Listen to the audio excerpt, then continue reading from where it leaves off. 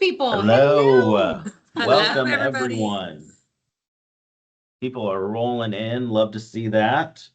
I got the chat over here. So if you see me looking over, I'm just looking at chat, guys. Just want to make sure I keep an eye on you. Make sure everyone's behaving. But yeah, in the chat, let us know where you are, that you're excited, what you're excited to hear about. We'd love to hear from you guys. And we'll let a few more people get in here and we'll get started. Okay, I want to know who is in the line of this great Arctic freeze thing that's happening because We are right here. ours in started with Kansas panic City. at the grocery store and has now devolved into it's a Saturday night.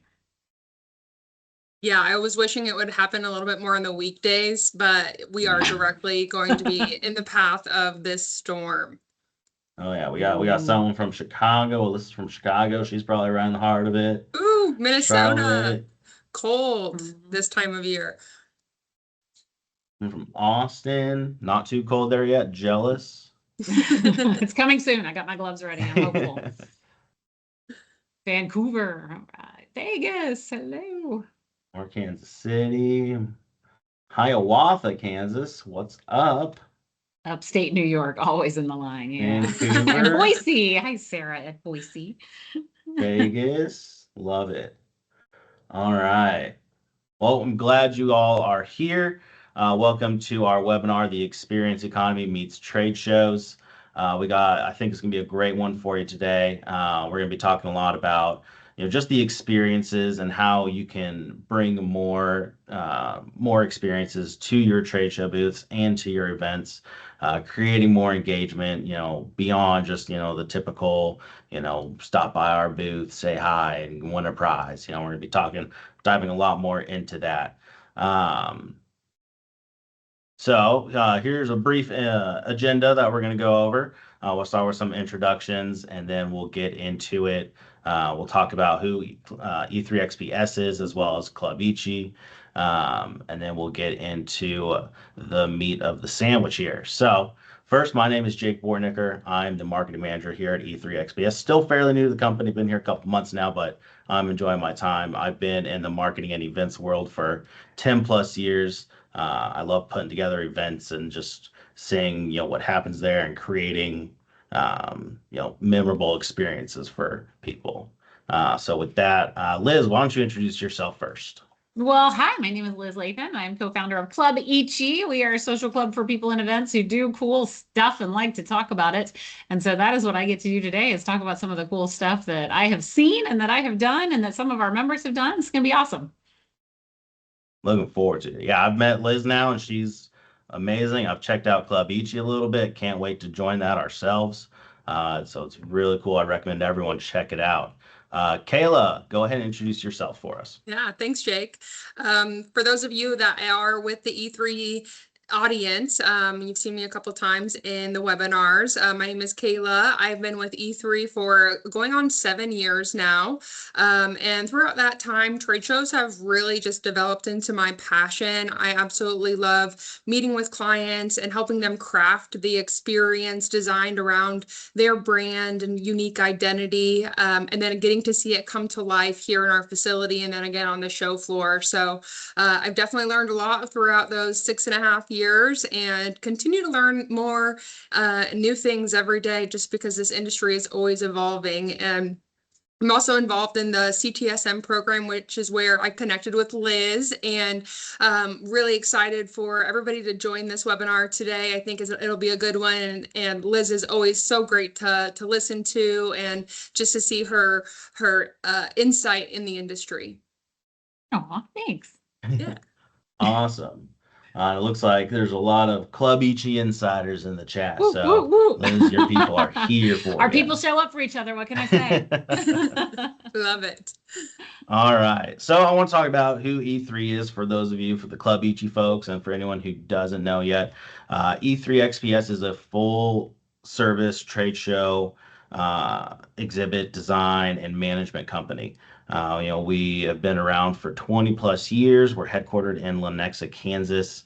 Our main goal is, helping exhibitors across the country, create these custom experiences focused on their brand and identity, and helping them reach their goals while they're at these shows and events. We help from anything from concept and design through logistics and on-site setup, teardown, and any support there. So yeah, would think it's great company. Like I said, I'm still fairly new to the company, but I'm enjoying my time here. Kayla, anything else you want to add? Yeah, so in addition to our on-site support, we also help with long-term management. Really, we see ourselves as a full service partner, and we help our partners from start to finish. And sometimes that's kind of an ongoing circle.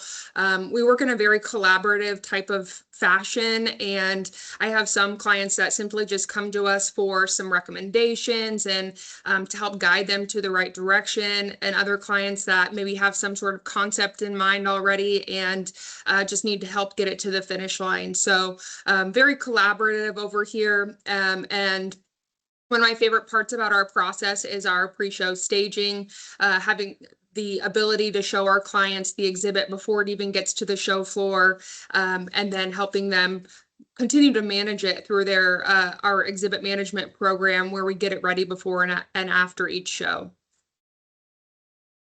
Awesome. All right. And real quick, I'm going to launch our first poll question. We have 3 of these for you today. We're going to launch the first one now, just, asking, what prompted you to join us today?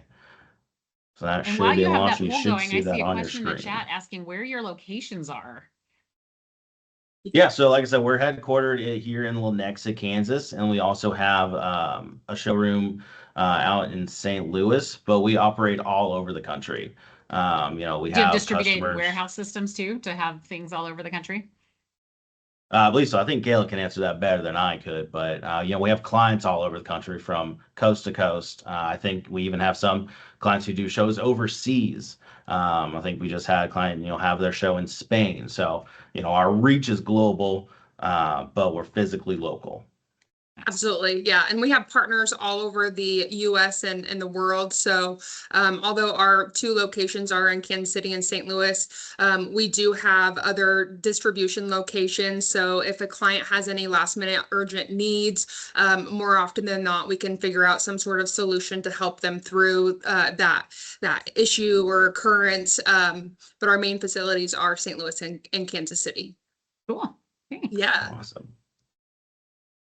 All right. While that poll is still going, get some results in. Liz, why don't you just tell us more about Club Ichi? Well, all Tell us right. So where all these photos came from. of course, I mentioned that Club EG is a social club because really we lead with fun. We know that business comes from doing conversations and business with people that like, and trust. And so we start with the know, like, and trust and doing ridiculous, insane things. So that one on the left with the big unicorns, 2 years ago, we had one of our barefoot business retreats on a chartered yacht in Croatia, but decided to hold all of our conference sessions on giant inflatable unicorns because who wants to be stuck inside a ballroom? That one in the middle year there was one of our clubhouse events at IMEX last year where we spent $1,000 at a thrift shop, bought a whole bunch of crazy thrift clothing and accessories, invited our attendees at the event that night if they wanted to be a model to volunteer. So we had 8 people volunteer to be fashion models, and everyone else at the event became their glam squad. So we had this whole fashion show, and then you had to vote on Trash to Treasure who put together the best outfit with all of our thrift store finds. It was so fun. And then the top right there is just one of our party buses. We do these fun things called Behind the Brands, where we invite our brand side participants to go behind the scenes in some industry events. We've got one coming up at AWS Summit. We've got a few others coming up this year. And, party bus is a way more fun way to travel than executive bus, let's be real. And then the bottom right, content, man, that's what we do. We like to put our members on stage and let them amplify their own eminence by being part of the conversation. So that's what this is all about. Awesome. Yeah, no, like I said, I'm super excited. I'd love to be a part of this, and I hope everyone else does in the chat. All right. Well, let's get started. So first question. So when companies are, designing their booth experience, how important is it to understand your audience and where they're at? Liz, let's hear from you first. Okay, so I think when we are having this conversation around the booths, I always bring it back to the why are you there thing. So to the importance of understanding what you're doing and why you're showing up there. It's the audience temperature, I will call it, determines your strategy of how you're showing up. I think most of us understand this, but when you look at the marketing funnel of discover, learn, try, buy, advocate, and where are you on the funnel with the attendees that you're going for? So if you are trying to be in that discover phase and get net new participants, net new logos to bring in as leads, that's a cold audience. And so you're much more likely to be able to focus on intrigue and attention getting and like things that are going to make people go, what's happening in that booth? They have a crazy line. There's weird noises coming from there. So you're bringing those people over just to get interest. However, if the people are much more of a warm audience to the show that you're going to, you've been going for years, they've all heard of your brand, you have a big well-known brand, that warm audience is one where you can focus much more seriously on the pain points, relevant solutions that you offer, because they know who you are. They just need to be aligned with why you're there and why they should be talking to you. So the difference in having live crocodiles in your booth to have everybody come over and go, why is there a crocodile in your booth? Versus addressing those pain points and saying, you know, are you struggling with XYZ and really pulling in those folks. So knowing who your audience is and then why you're there. You could be there simply to get as many leads as possible, or you could be there to get the 20 qualified leads that are truly going to drive pipeline and revenue. And I know we'll talk about that a little bit later. Absolutely. Yeah. Can't wait to get into the pipeline stuff. Kayla, why don't you share some thoughts? We're talking about, cold and warm, and I guess, let's talk about, how you can design your booth around that. I think I have a couple examples here as Yeah. well. Absolutely. So definitely agree with everything Liz said. Having an understanding of what those goals are, who you're meeting with, whether they're cold or if they're warm, is really key when it comes to designing a new exhibit. When it's more of a cold audience, we want to make sure that we're not just telling who you are and what you do, but really helping paint the whole picture. So that way, if all of the audience is cold, they can do a lot more messaging to make sure that that point is clear for all of the audience going into the booth. Whereas a company like Domino that has been going to Pack Expo for years and years and years, they can really just focus on the brand and then tell the rest of the story with the interactions while they're in the space, showing what's new, anything that might be more relevant to the industry, and keeping things kind of up to date. Versus BioGaia, who needed to share who they are, what they do, both visually and through the text on the graphic. So really understanding the two different types of audience can be key when we go through that exhibit design to make sure we're incorporating the right type of messages. Now let's talk about this Domino one for a second, because if I ask you, are you looking for fresh leads or are you looking to build deeper relationships? 99% of your executives are going to say, well, both. Okay, so now we as the event professionals have to go do all of those things and make our booth the same thing that everybody can be attracted to. So looking at Domino, they are probably well known in their industry. People know that they exist and have been around from a brand perspective. So they can easily just put the big sign up there. This is the Domino booth. So people that are looking for them can find them. That second tier level messaging that I'm seeing on the back wall there really hones in on the solutions that they offer. So if someone is shopping the floor, whether they know the brand or not, but they have something in their head like, I'm really looking for labeling solutions in my industry, they can just see it real quickly and then dig deeper in. That third tier messaging is the demos. People that already know Domino, they go by, they know exactly what they do, but they can wander through because there's some intriguing, interesting, hands-on, touchy-feely, really cool stuff to be like, what's that one? I haven't seen that before, and draw them in. So you can do all three things in this one space. Absolutely. Liz, you absolutely nailed the nail on the head with that. Tell me the story of the how do you say it? BioGaia? BioGaia. So was this a booth? Was this digital ads? What happened here? So this was a 10 by 10 exhibit. Now I don't have all of the background it's their detail. pop-up. I got it. Huh. Yep, I thought it was on an iPad. Yep, it's their pop-up booth. I don't have all the details since this one isn't my specific client, but I do know they have more of this pop-up for some of their new industry shows and trying to get into different markets. And then they do have a bigger island space as well that kind of shows the full picture. So I thought this was a good example of different types of messaging. Well, and I like it because it's very product specific. So whether or not you know what that brand is, BioGuy, if it's something that you know about, doesn't really matter. What they're going for is the people are here looking for a solution. Oh my God, I didn't know you could have probiotics in dentistry. I thought they were only in yogurt and pill form. What is this thing? And it's going to kind of make you go, okay, I need to know about this. That's really interesting. So that's great messaging. I love it. All right. So obviously, we're talking a lot about the design right here, and how, great, the Domino booth is. Um, so obviously, that's your goal, right? You want to make an awesome booth, a really cool looking booth.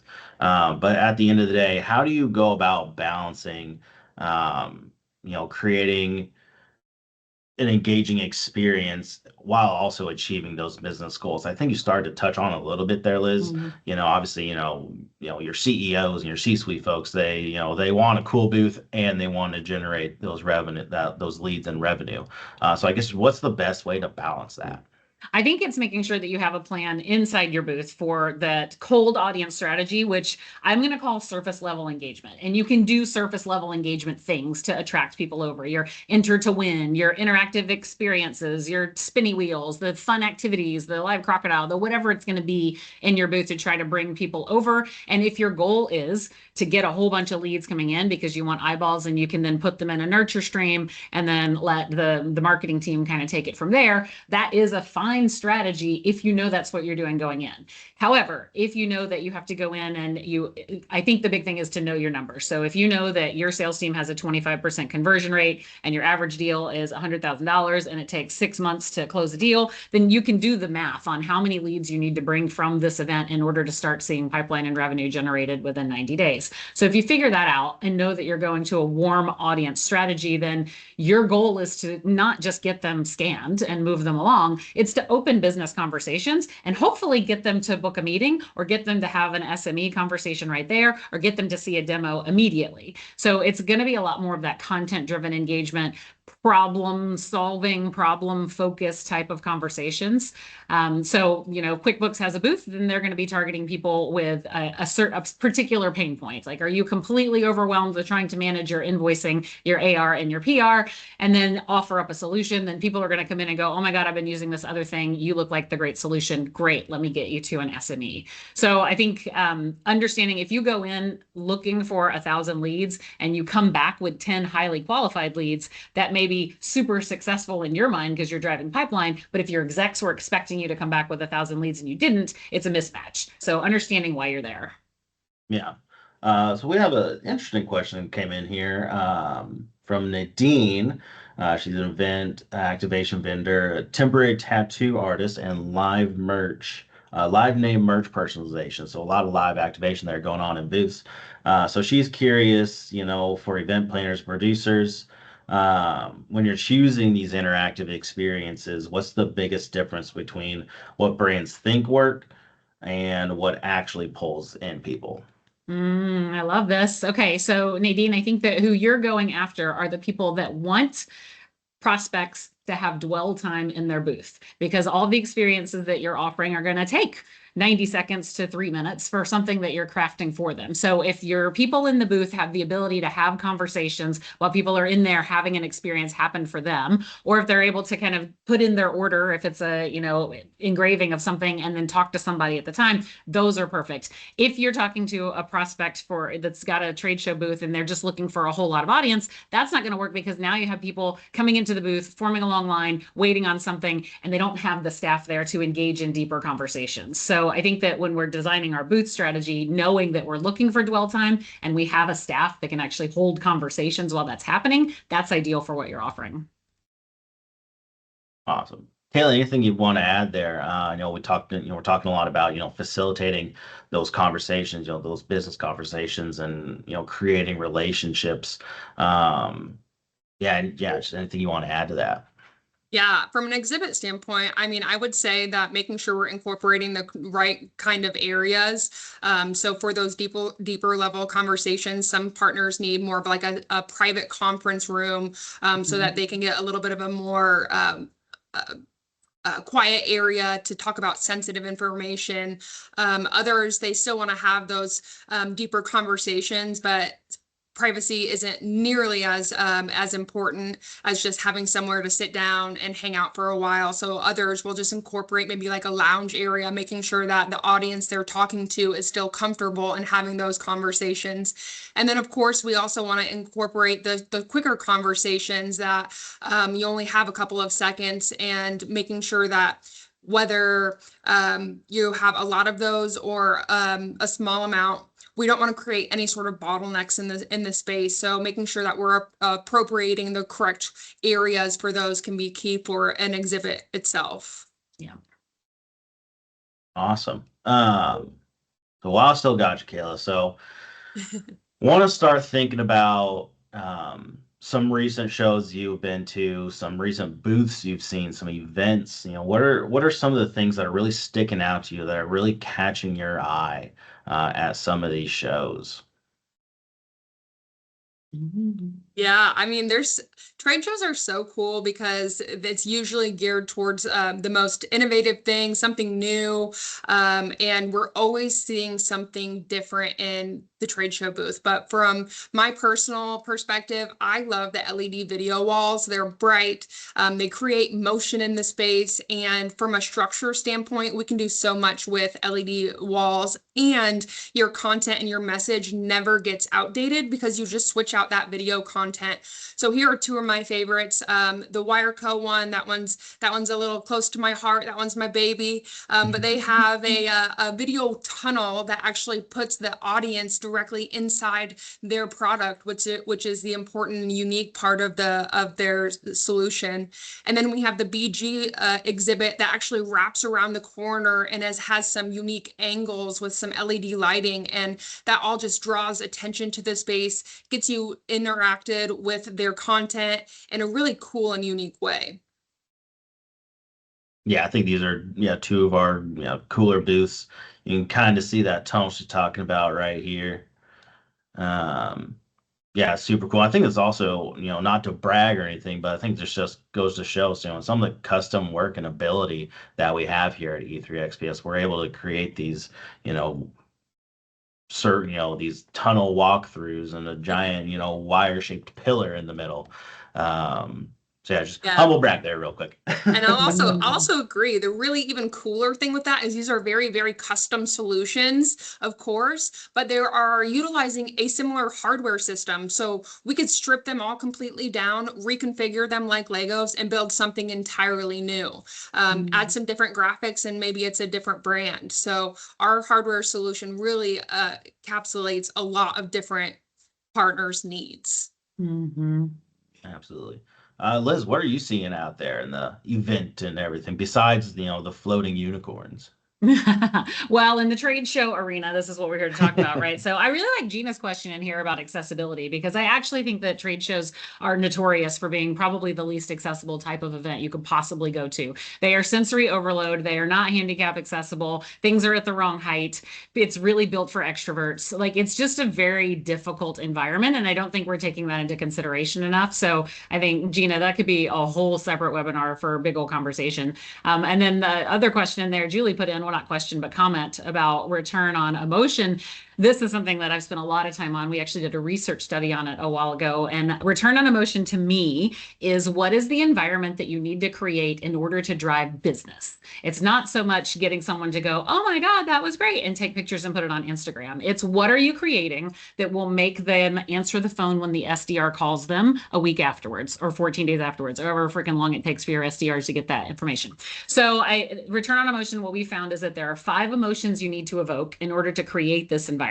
They are hopeful, active, adventurous, accepted, and motivated. So we like to say the acronym is HAM with 3 A's, because emotions bring home the bacon. So hopeful. They are hopeful that their tomorrow will be better than today, because they are seeing something in your booth, in your company, that is going to make their life easier or their job easier. Active. There needs to be something active in your booth that makes them able to engage, willing to engage, wanting to go do something beyond just watch a demo. What is going on? So your example here on the bottom right, there's some sort of thing there that makes it look like I can touch it, feel it, see it, something's happening in there, right? The next one is adventurous. What gets you a little bit out of your comfort zone? I don't know what's happening in the Wireco one along that back wall. It's got some sort of little station things that look really interesting. That's an adventure. I want to go in. I can go through the tunnel. That's like, this is something that not every booth has it. What's happening here? It's just a little bit different than what you're seeing everywhere else that gets you a teeny bit out of your comfort zone. And then accepted. Do you have a booth staff that's going to welcome people in, or are they sitting there on their phone? And is your booth completely covered with booth staff trash and leftover Starbucks cups? That doesn't make me feel accepted in your booth, and I don't want to go in there. So make sure the environment and the people are ready for that. And then motivated. Are they going to leave motivated to call more, to be ready for that call, to have already booked a meeting to talk next week with one of the sales reps? So how can you create that environment? And I'll drop those 5 emotions in the chat for you to get those. But to your question of what I've seen that has done those things for me, I had 3 examples. The first one, I was at Exhibitor, or one of those, trade shows that was for trade show people, that was about trade shows for the trade show people. And the one that caught my eye was a booth that had fabric. It wasn't fabric walls. It was legitimately curtains. So instead of hanging their sign from the ceiling, they hung curtains as their walls. It was beautiful and elegant, and it freaking looked like a wedding venue. And I had never seen that before. And it really made me walk in closer to see what company did that, who built that booth. And then I thought, oh my God, the drayage must be so light on this. It was just curtains. It wasn't like plywood. It was incredible. So I thought that was beautiful, and it drew me in. My second one is I saw one there that they had a straight up Monopoly board game looking booth design. So you very clearly knew where to start, because it starts with the word start on the floor. And then it kind of walked you through these things, and you got like little prizes when you went to the places, and it was fun and childlike and nostalgic, and you got to go through these things, and it was just really inviting. And I knew exactly what my path needed to be through the booth, and then where I would exit. It felt really good. It was only, I want to say it was, maybe it was a 20 by 20, but it may have been a 10 by 30. That I can't remember the way it was done. It was really cool. And then my last one is, it was something. So when I used to work for Dell, we had acquired a company called Compellant. And when the Compellant team came in, their trade show team was phenomenal. And they had an approach to their staffing that they called the zone offensive. And it was 3 layers of staffing for their booths. So in the outer layer, they were the booth, the human gatherers, right? They were the crowd attractors, and they were out there just talking to people, just asking questions. What are you looking for on the show floor today? What brought you here today? Hey, I really love your glasses. Your shoes are so beautiful. And they would just initiate conversation. Once the conversation got started and they were able to qualify it a little bit, they would move it to a second level staff member who was a little closer on the inside, maybe to the demos. Hey, Bob says that you were actually looking for these labeling solutions. I have this cool one that we just launched last week. You want to see it? And bring them into some conversation. And then that third level was the dude at the table. It was the sales meeting one of like, yeah, we actually are about to do an enterprise order, and we've been trying to find the right one. Amazing. Let me introduce you to Sam. She's going to talk you through all the stuff that we have. And so they would move people through like these rings of the booth. I thought that was so clever and really just drove the pipeline. Yeah, sounds very cool. And you kind of started going into our next topic here. So starting to talk about, interacting with these guests and the attendees and building those relationships. So most of the time when you're, you have a booth at these shows, you're only going to talk to people for 30, maybe 90 seconds. So, and a lot of times, you just got people there for free stuff, koozies, pins, they're just there for free stuff. So what can you do to really drive those conversations and build those relationships inside the booth? I think it's the quickest way that you can reveal if they are trick-or-treaters or if they're actually there looking for a solution is to ask questions about their experience so far. Because if you can just say, hey, how's the show been for you? Or, have you found any booths that really got your attention? You're going to hear from them their answer of like, oh my God, that AI photo booth was so fun. Okay, they're trick-or-treaters. They just want fun interaction. Or I had this really great conversation with these guys over there, and it drew me in, and I was there forever. I haven't made it around the show floor yet. Like, okay, these people are serious shoppers. So what can you do to just ask that qualifying question? I just finished reading this book that was about scaling your business. So I think it was called The Science of Scale. And one of the stories that he had in there was about a missionary who had this goal of getting 100 people baptized. And in his first year out on his mission, he only got 10 people people baptized. And he was like, okay, I didn't even come close to that. And so he changed his strategy in the second year. And his whole plan was this qualifying question. And it was really to find out, would they show up to the church on Sunday? If they wouldn't, he was going to completely dismiss them and move on. If they would, then they're maybe qualified enough to be committed and have the next conversation. Obviously, not 100% relevant to a B2B business conversation, but I actually think it's completely relevant because the way he qualified up front, he knew how much time he needed to spend with that person. It was really cool. Yeah, I didn't think you could relate baptizing into trade shows, but I love it. I do love that, and I love the clarifying questions. That's definitely something that's really important to do on a trade show floor. Yeah. I like Jacqueline's comment in here, eye contact and sincere interest. That is 100% accurate. Also, the delivering of compliments, because, when they walk back, oh my God, I love your glasses. Yeah. That's, it just catches people. You're like, oh, yeah, thanks. Absolutely. I've gotten pulled into so many booths just for that reason. Kayla, why don't you talk to me a little bit about, from like an actual, trade show booth example, maybe one of these here, not baptizing in the the booth. design flow, how do you go about designing kind of that flow and getting people in there? Liz kind of mentioned, like a game board, right? There's literally a thing on the floor that says start here. So yeah, just kind of talk to me a little bit about, creating that traffic and moving people through your booth and keeping them there and having those conversations. Absolutely. I would say that the flow question is something I ask every single one of my clients when we're starting that discovery on a new exhibit. Like, how do you want it to flow? And sometimes clients will want to have a very specific flow where they go to a reception area and then they get connected with that second level person. And then they're furthered into either a sit down area or a private conference room. But understanding that flow can be really key, because then we can incorporate certain barriers to make sure that flow is followed, or in Liz's example, key messaging on the flooring that shows you step by step where to go so you don't get lost. And of course, also make sure that they don't feel trapped at the same time so they can get out if they want to.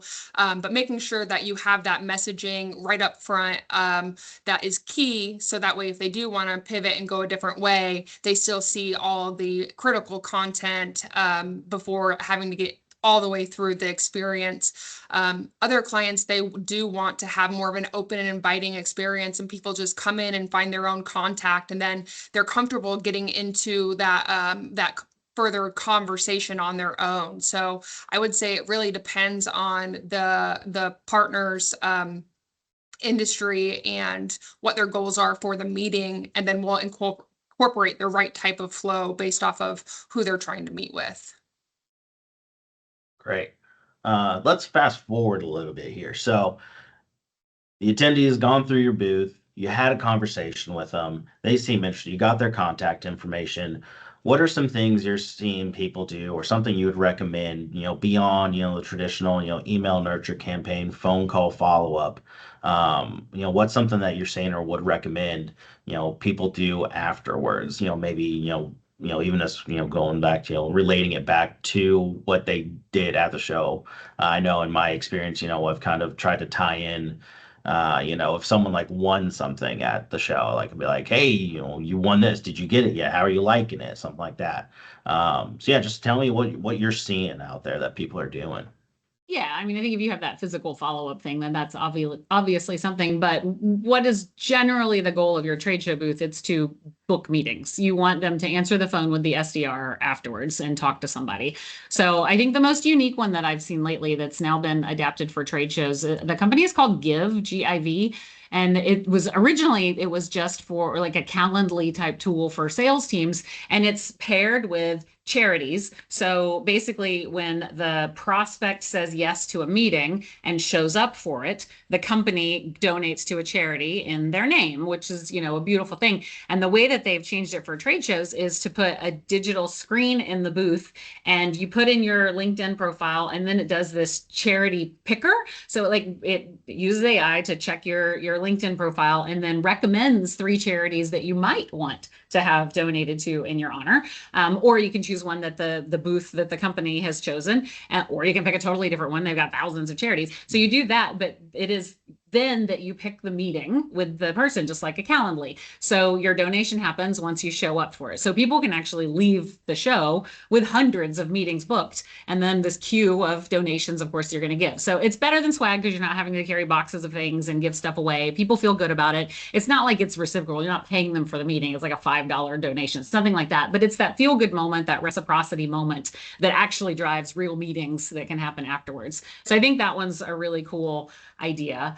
I think some of the other ones are the actual content capture that you can use. So I love it when a booth will build a podcast studio in the booth. Instead of doing theater sessions, they'll actually have live recorded podcasts. So they'll invite people in. So imagine getting 3 customers or prospects to sit down with you for 15 minutes, have real conversations where you can totally talk about your company and what they're doing and their companies and all the things. Now you have content that you can, after the event, send to them and say, hey, it was so great to have you on our podcast. Here's the final one. And you're using it for content and social media and all the things afterwards. I think those are really great touch points that help them get a little bit of notoriety as well.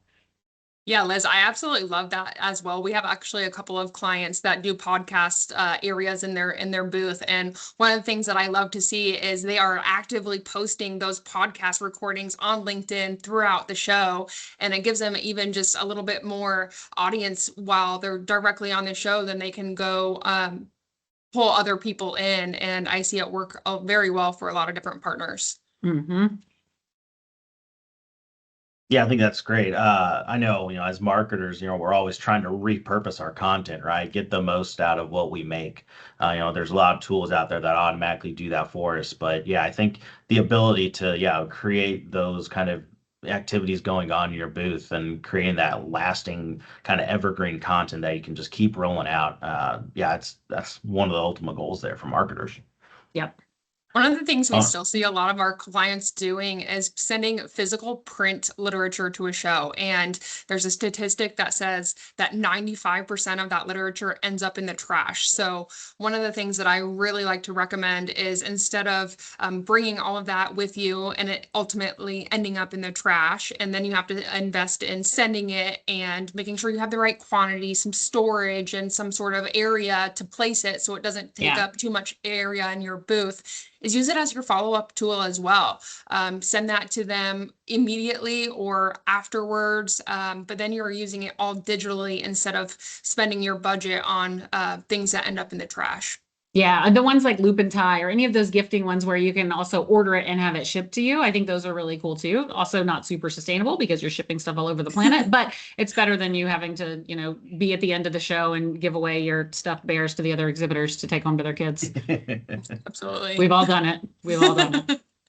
Absolutely. All right. I'm going to launch our second poll question here. So you should be seeing that pop up on your screen. I was just kind of curious, what are your biggest challenges with trade show engagement right now? Are you struggling to, attract quality visitors or struggling to have those conversations? Are you concerned about measuring ROI or, just trying to stand out from competitors? So let us know. And while You they're should be. answering that, the $64,000 question, will there be a recording of this? Yes, of Absolutely, course. there will be a recording. And everyone here today, registered or not registered and attended or not, you will be the first to receive it. We'll send an email out to you once it's ready with a direct link to it. For anyone else, we'll have it available on our website as well. So yes, absolutely, there will be a recording for this. We got you. All right. Some of those polls, a lot of people struggling with measuring ROI from trade show investments, Looks like it's ROI, always maintaining ROI. momentum after the event, kind of, some of those things that we just kind of talked about, creating that, that content that just keeps, giving, keep sharing that content. Great results there. All right.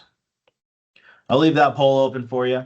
So feel free to answer that. It should be in the chat if you are scrolling through there. All right. Let's move on to kind of our final topic, aligning the marketing funnel with events and trade shows. Which goes great with our ROI question. Absolutely, it does. So Liz, why don't you get us started off here? Let's talk about that funnel. talk about that marketing funnel and where people kind of pop in at, and how it fits with your trade show strategy. Yeah. So I think we all know the funnel, like awareness, consideration, purchase is this beautiful triangle, and that's what the sales team uses.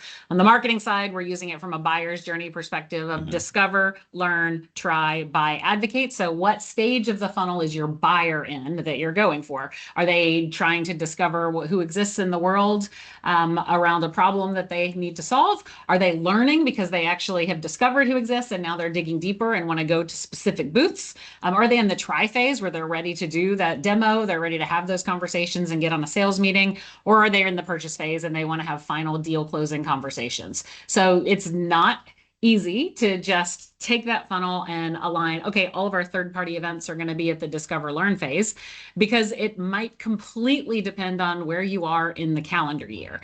What if you are at the end of the calendar year, you are not doing great in Q4, and you need to actually convert some deals by the end of the year so that the sales teams can go home and buy their Cadillac that they were intending to purchase with all that bonus money. So you might not want top of funnel leads that are going to take 6 months to turn. You might want deal acceleration, sales meeting types of leads. So while you're going to a third-party trade show and building a beautiful booth, you might want to have meeting space in that booth, or you might want to do some hospitality activities around that booth, or you might want to pre-book a bunch of those sales meetings and try to just make sure that you've got a hospitality suite somewhere on site. So the funnel makes sense, but you have to know where you are in your sales cycle. If, however, your sales guys have crushed their quota, you're in Q4, you have that November event, and they do not need to close anything at the end of the year, now you can pre-seed for Q1 of next year and do total top of funnel engagement. So let's do the spinny wheel. Let's get as many leads as we possibly can, because now we have 90 days to go run them through our marketing nurture funnel and try to get people through and go through the normal sales cycle. So I think it's not just we're going to third-party shows to bring in logos. It's what time of the year is it? How's our sales team doing? And how do we use this as a strategic secret weapon? Absolutely. So you kind of touched a little bit. You mentioned, those meeting spaces. We've mentioned it earlier as well. Kayla, talk to us a little bit kind of about how, where, you're at in the funnel dictates how you design your booth. Yeah, absolutely. And I don't know about you, Liz, but one thing that I find is that sometimes, especially when we're talking to clients that have bigger spaces, they have a mix of where people are at in the funnel. So understanding the different types of areas that we need to have is very key. So some clients, they will need an open area for the beginning of the funnel. Sometimes they'll need private meeting areas for obviously those getting closer to the end of the funnel, and then some sort of hands-on type of experience to maybe target the mid-tier of that funnel as well. So the Forte example is a really good example of that. They have 2 private conference rooms back towards the left of the booth. Then they have a lot of different seating throughout the area, and they do demos throughout the entire show. Some of it is more of that podcast like experience with the stage in the back, and they drop a green screen and really show some of those capabilities. The TV monitors on the left underneath that archway have all these touchscreen interaction components, so that way they can show them right there on site. And this can really be key for a partner's success on the show floor, because having different types of meeting zones can make sure you get through the rest of the funnel. Yeah, I think this booth is a beautiful example of having all of those spaces. Is that big one on the right-hand side, is that their private meeting space? The big or on the left? The cube on that says introducing Cafe AI. Is that a meeting space back there or storage? That is actually storage. Yep. And then on the back side, they have another demo area with more touch screens and interactions, because they have a lot of different activations within their capabilities. And then they have the 2 conference rooms back in the left with those two those 2 windows are. I see. Okay. Yeah, I think that's great. So having a multi-layered booth there, and then right here where the cafe tables are, you've got on the right-hand side a little bit more of conversation, lean up against it and talk to someone. On the right-hand side there, closer to the screen, where you actually could do the presentation and talk to those folks. I think the only thing that this booth did wrong is they picked a really stupid use of that second dangling sign that says delivering excellence globally, that tells nothing useful whatsoever. If they replaced that with something like modern workplace solutions so people know why they're going to it, that would have been 10 out of 10. I love to hear that. Yeah.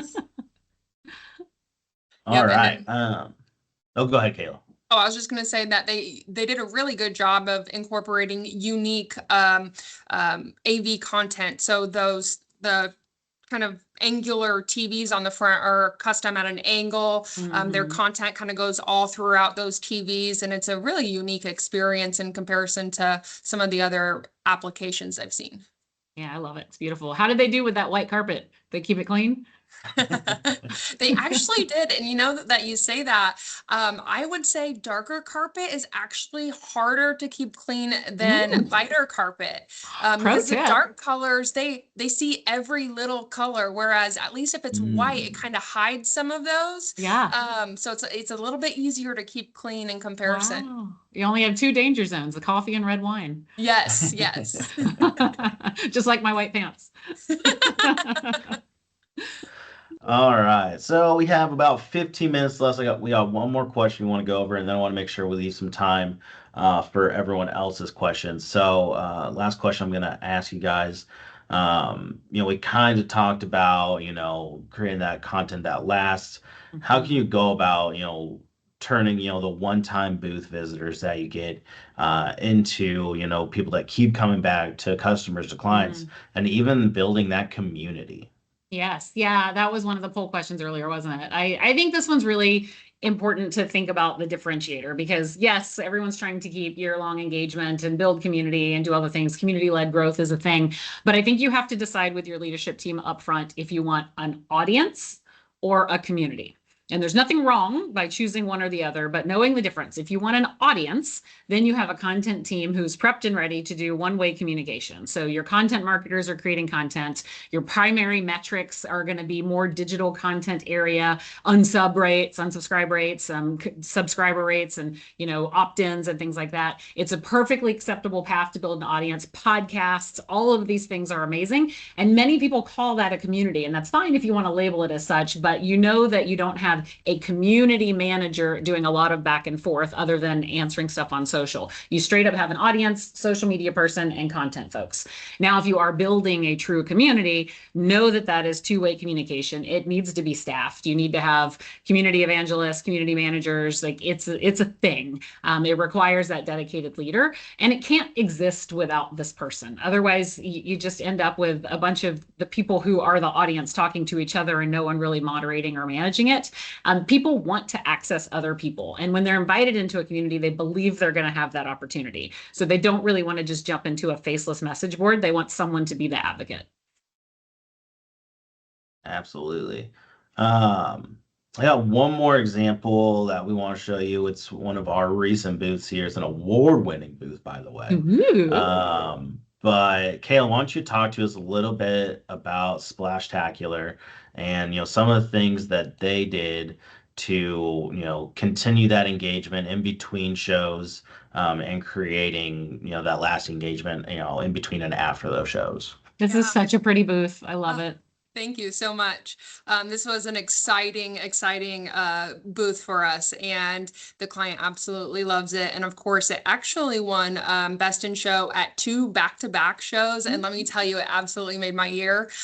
This client definitely deserved it, and I can't just wait to see how it continues to evolve. The really cool thing about this structure is it creates 3 different exhibit sizes: a 10 by 20, a 20 by 20, and this 20 by 40. And each level, it just kind of continues to get even more custom. But basically for the 20 by 20, use that center section, and then they have the same components, but less meeting areas. And then we go to that 20 by 40 that has more meeting areas in addition to a private meeting area. And you can't see it in this photo, but the back side is actually a big brick wall, and they magnetized all of their most recent projects on the back of it. And this is definitely the type of client that is more of the community. They wanted people to come in, hang out in their booth, give off that kind of speakeasy vibe, but still be able to move them through the sales funnel and have those important conversations.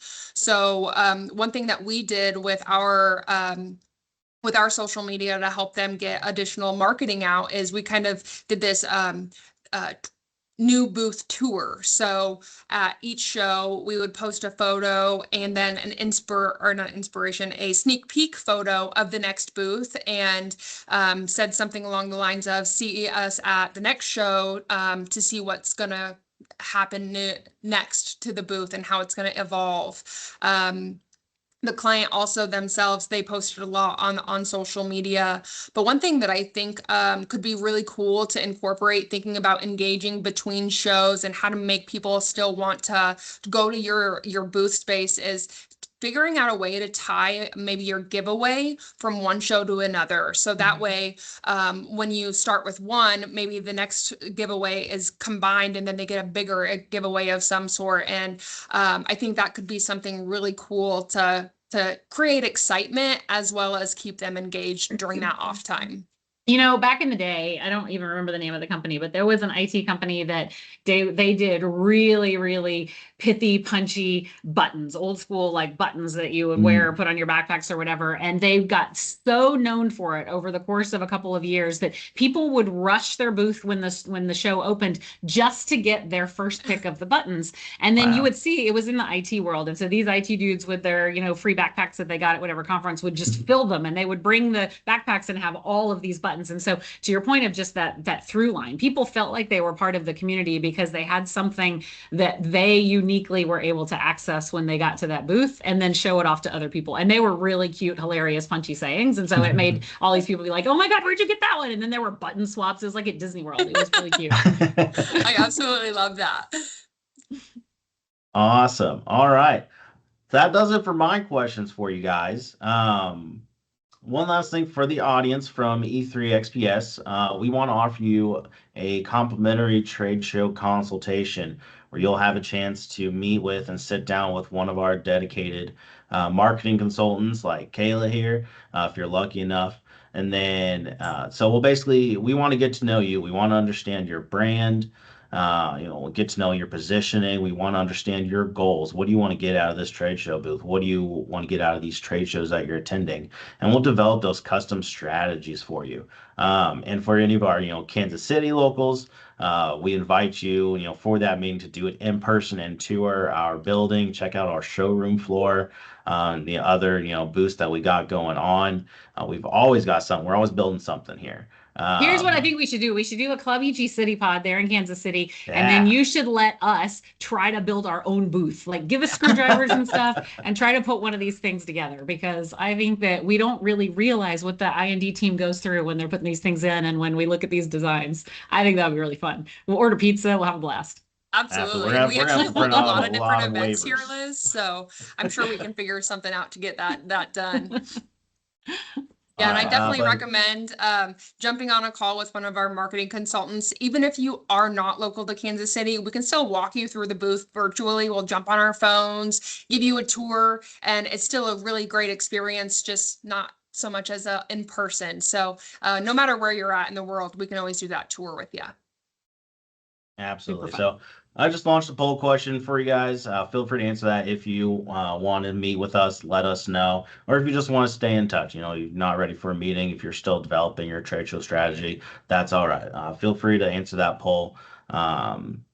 And I think that's something to think about, right? When you're looking at your exhibit vendors, do you just need someone who's going to build booths for you and your internal team is doing all the strategy, or are you tasked with all of that? Because if you are a one-man team or a three-man team and you're having to do all the things and the number of shows you're going to has increased substantially, consider talking to a vendor that can help you out with the strategy, with the planning, with even evaluating what shows you should be going to. You may not even know that exhibit houses like this crew here can do that stuff for you. So leverage your agencies. This is how you scale and move up and get that director role. I couldn't agree more, Liz. Like finding the right exhibit partner for you is really going to help you ensure success, because there are so many things that can go wrong on the trade show floor. And the more you have as far as a team goes, the more success you're going to have. And I always tell my clients, you focus on the success of the show while we focus on the back end and the logistics. Mm-hmm. Yeah, awesome. Absolutely. All right. And then Liz, what do you want the people to do? Oh, I just need to come have fun with us. Come play with us. Come be in Club Ichi with us. We just have a grand old time and have a gajillion gatherings online, in person. We have a Slack channel that'll blow your mind. If you don't like notifications going off all the time, don't join us because it's very busy and we have a lot of people going on. So thank you all for being here. Thanks for letting me be a part of this. It was a blast. Thanks for Awesome. being Yeah, here, Liz. It was great to have you, and I've been so excited for this, and maybe we'll be able to do a round 2 in the near future. That sounds absolutely. amazing. Fantastic. All right. Yeah, if you're curious about joining Club Ichi, scan that QR code there. Otherwise, we got a few minutes left. I don't know if anyone has any more questions in the chat. Otherwise, we will let you go. And I don't know that answer, Jacqueline, of where it is in 27. I think it's in Tampa this year in 26, but I don't know where it is in 27. Yeah. Oh, Tampa's too expensive. Right. Yeah. Yeah. Well, I guess while we're waiting here to close it out, I can tell you that picture right there in the middle where it looks like everybody's wearing sleep masks on their head. That was at IMEX 2 years ago. We found out that the week that we were going to be at IMEX, they were going to be imploding the Tropicana Hotel at 2:37 a.m. So we got our friends at MGM to help us get a suite that was overlooking where the Tropicana was. And we held a 2:30 a.m. exploding pajama party so that we could watch the implosion of the Tropicana. So our name tags were sleep masks that you wrote your own name on. And yeah, people actually came over to the suite at 2 a.m. and we had a great time. That's awesome. All right. Oh, thanks. Next exhibitor lives in Denver. Okay. Denver. Very cool. Got it. Very All nice. right. Well, I guess we won't take up any more of your time. I appreciate everyone for joining, registering, attending. Again, I'll make sure we're going to get this out to you as soon as we have that recording ready. We'll send it out to you guys first. And then if not, just check our website, check our YouTube. We'll have it up there for you as well. Other than that, thanks everyone for stopping by. Hope you have a great day. Anyone in the Midwest, stay warm. Yeah. Yeah. Good luck, everyone, Kayla, this Liz, weekend thank with you the for your Arctic time. Thunder. Appreciate you both. Thanks so much. Thanks, Jake. Bye. Thanks, Liz. Have a great day, everybody.